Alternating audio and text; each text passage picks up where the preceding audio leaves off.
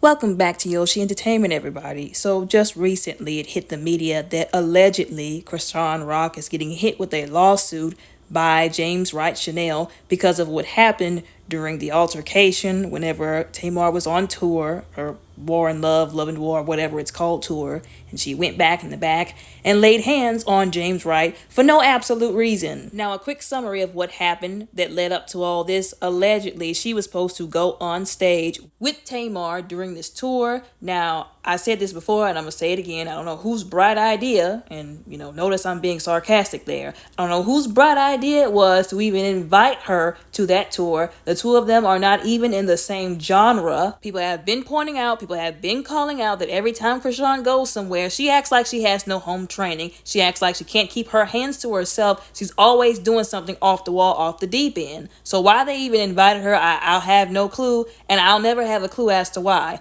But they did. Apparently, there was some kind of mix-up as to when she was supposed to be on stage, or even if she was supposed to be on stage. I guess she assumed because they invited her, she was supposed to do some kind of number. I'm not sure. The tour manager, who did come out and make a statement, I think he just didn't care for her at all. Let's just be honest. It seemed like with the kind of energy he was talking, whenever he made that video after this all happened, he was telling his side of the story that he saw and how he alleged that he saw her go in and hit James. He was talking like he couldn't stand her guts. Like he really didn't even want her there. And I think it was actually Tamar who really was the one who was responsible for having her there. But somewhere along the line, there was a miscommunication. I don't know. Some people were saying, oh, well, maybe they invited her and then they tried to stand her up. Allegedly, she wasn't where she was supposed to be when she was supposed to be. Whatever it was, once again, there was a miscommunication. Something happened, something went wrong. But for whatever reason, she decided to take it out on James, which was messed up. I've said before, the young man has a reputation for being a very nice and sweet guy. So why did she feel the need to take it out on James? It's because she's a bully. And also because she has no self-control. I'm not saying she should have punched whoever was responsible for the misunderstanding. She should have kept her hands to herself. But her having this aggression, moving in this level of masculinity, if you will, that she's been doing lately, is unacceptable. It's been unacceptable, and people have been trying to call her out. But like all these celebrities, they have their fan bases that try to excuse their raggedy, ratchet behavior. But we're not going to do it today. We're not going to do it on this channel. Not only did she do, allegedly, so much damage to this man whenever she beat him up because she had rings on her finger, y'all. Not only did he have to go to a doctor, but he also had to go to a dentist to get his teeth fixed. I don't think y'all understand in today's time how much money something like that costs. Because the average person these days who can't afford to do that kind of stuff, they don't know this kind of stuff. They don't know those kind of prices, that kind of cost. It's not cheap.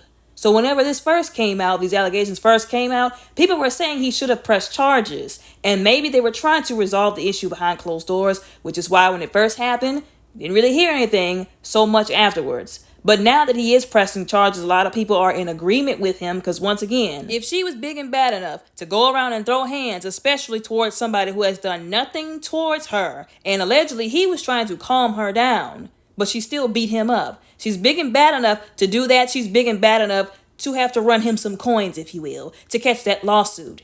And the goofy part about this is, allegedly, she's on probation. She should know better. Like, even if she doesn't have a do-right mind, if you will, or any kind of like motivation to do the right thing, her being on probation should have been enough motivation. I shouldn't be out here beating people up because I'm already on thin ice right now. But apparently even that was not enough to stop her. And once again, we're not going to place the blame for her raggedy actions, her aggressive actions on anybody. We're not going to blame Blueface because he's got his own accountability that he's got to face because of the stuff that he did, like allegedly shooting up that club. She's got her consequences, the things that she chose to do. Now she's got to deal with the consequences. This is 100% on her, and she needs to be held accountable. Once again, I believe that this is the result of an absence of parental guidance. When a person was not raised by a mother and a father, when they were not in a family that was functional, non-toxic, healthy-minded, they develop some crazy habits. They develop some crazy lines of thinking. They get traumatized by the stuff that happens. But at the end of the day, as an adult, they are responsible for getting help and not reenacting those situations and causing problems for other people. This is also, number two, a result of the ratchetness of our culture and community being glorified.